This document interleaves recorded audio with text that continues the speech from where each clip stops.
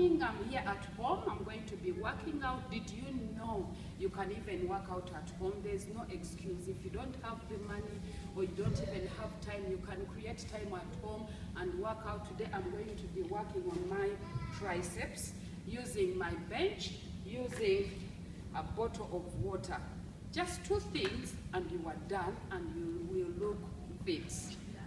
You can even use your chairs. Okay, let's go. 1, 2, 3, 4, 5, 6, 7, 9, 10. Make sure you put your legs forward if you want to work harder, and make sure your bum is next to the bench. I learned this from my fitness instructors, Andrea, Maria, Nina, Sarah. You are so wonderful. I have so many and I've learned so much. After that, you can get your bottle.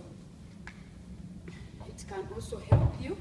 You just kneel down, put your leg forward, put your hand on this leg, not on the knee, but on the thigh, and hold your bottle, squeeze it, and put your chest up, and we are going to start.